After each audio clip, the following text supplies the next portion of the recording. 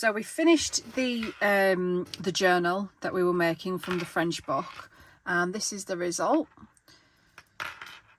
So I've used some antique trim just to use as a closure with one of the little Tim Holtz little bevel things for the front. I just thought the colours, it's sort of neutrally with little lemon tones in there as well. So this is the book itself. We've ended up quite chunkier than I imagined, but never mind. So if I take that off, you can probably hear the noise well. I did add a couple of little beads to the bottom. This is what we used to bind the pages in. So just, if you can see those, just a couple of little beads. Obviously you could snip them off, use them elsewhere, do whatever you wanted to. So this is the front cover. So we've used some antique lace, some vintage ledger, and then this is a genuine antique wallpaper on the front. This is where the colour palette sort of came from. A few little vintage buttons as well on the bottom. Inside we kept the inner cover as best we could. We used some antique lace and some eco-dyed fabric. That's what we sewed the signature to then attach to the spine. And then I'll just do a quick flip through. I won't pull everything out because there's lots of additional ephemerin that I hadn't shown you previously. That would be just a nice surprise for the new owner, but there's lots of really old stuff. A lot of it is antique, so that's 1895, that letter. That's some antique wallpaper, just I've used as little tabs. French book pages, some more old ledger. These are the sample little haberdashery printables that I've added some. That's some vintage fabric, that's just some normal fabric, and that's some vintage lace on there. We've got lots of little flips, some handmade pieces, lots of old vintage. Sorry.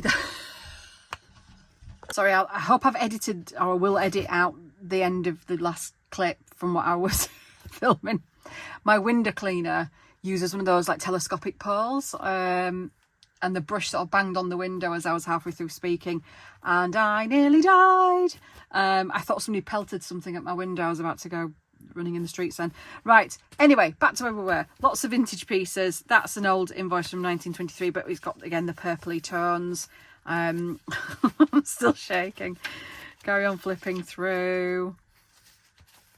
Loads and loads of extra vintage pieces that we hadn't gone through before. Lots of 1898, 1895. Lots of really old bits and pieces in here now.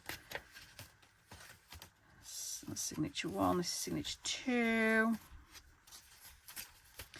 And we kept the neutral colour palette all the way through, apart from the odd little bits of, I don't know if you just saw that, sort of the lemon and lavender. That's kind of the only colours I've allowed. These pieces I've picked because of the lavender. So that's from 1955. That's an old telegram. It's really pretty. That's 1946, but again, it had the purpley tones, so I sort of stuck those in. Postcards, lots of bits and pieces, little flippy outy bits. Another one of the sample pieces. This is all antique lace on here that we've added, and some trims. We've got more vintage bits and pieces. Again, sort of the lavendery colours in there. I mean, there's a bit more peach in that, but you know. It's one of the French letters, postcards in there. Lavender tones. Another old piece of ephemera. I wonder if there's a date on that I can see. Should we have a look at this one? So this is the sort of thing I've been adding in. This is... Is there a date on that? Can I read that? I can't tell. I can't see a date on there. I mean, that's our king at the time, so that gives you an idea. Quite a while ago. So that's one of the little bits that I popped in. Shove that in. That's the flip out of the tea dyed envelope, and then that's the back. So nice and full, nice and stuffed full. Obviously all of that ephemera is removable, and then you can do as you please with your little journal. But yeah, this will be in my Etsy shop. I think I've pretty much taken the decision that the Ko-fi shop will just be open for commissions and digitals. I think the physical stuff, nobody's seeing it in there. So I think that I'm going to put those into my Etsy shop. So this, along with many others, will be appearing in the next day or so. So that's that one. And then a super quick look at this one I talked about previously. This was the old art media book that I had, and I've repurposed the front. I've used some layered laces, lots of vintage lace. This at the back is particularly nice. Hand stitched the rose panel to the front, and then some crochet doily. Used this to cover the spine, and basically the book is plain. It's a plain book, so it's old sort of I think it's from the 60s, and it's an old art media sort of book. Now a couple of the pages at the back were creased. I've sort of straightened them, but they are creased. There's no getting away from that. And there were some bits of sand. The title on this was Fossils and Plants, I think. So I don't know if this is something that was like a botanical book, but the pages are quite a smooth yet thick paper. But I thought, do you know what, I was gonna gut it and use the paper, but no, why not? Why not just leave it as it is when it's in such good condition? And that could be a really nice start to a journal for somebody. So I've done the cover, and that's going in the Etsy shop too. So those are 2 new additions. The previous ones that I made, the big fabric journals, they're going to go in as well. The next thing I'm going to look to make is going to be this. This is going to be created into a journal along with the old French little satiny fabric lacy pocket thing. That's going to go in as a little bundle. And then we've got the hand stitched covers as well that we're going to do, that we talked about previously. I've got a couple of these that will be on the go. So this is the first cover. Let me zoom you out slightly. This is going to be the first cover. I tell you what, honestly, I'm working in about 3 inches square of space here. This is, that should have been pinned underneath there. But this is the first of the covers that I'm going to be working on. These are the sort of hand stitched ones.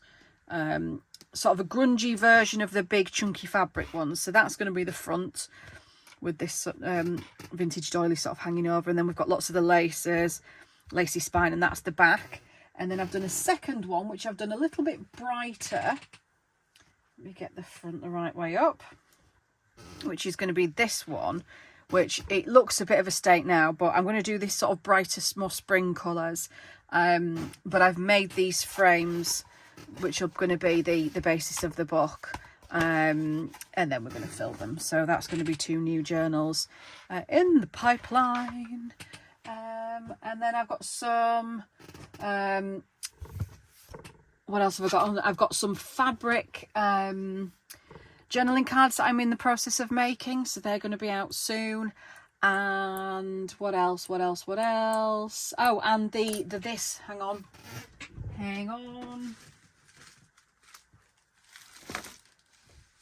This was the next one, wasn't it? Oh, moved you. That we're going to do. I'm going to do some mixed media work on this now. The kids break up for half term on Friday, and I don't know if I'm going to get round to doing it before then, but if not, it's going to be after. I'm going to do some mixed media pages, and I'm going to take these out, and these are going to be used on journal covers because they're pretty. But yeah, that's where we're at with those as well. And then that's one of my old French books that I'm still debating what to do with this one. I think I probably will make it into a book cover, but I don't know if I'm going to make that into a book cover and that into a second book cover. I'm not sure. I think so, but I'm not sure. Anyway, that's where we're at. So lots going on. And yeah, so the Ko-fi shop's still there, the Etsy shop's still there. So keep your eye on those, but the new journals will be in Etsy as of this weekend. All right, thanks for sticking with it, and sorry for schedule. Okay, bye.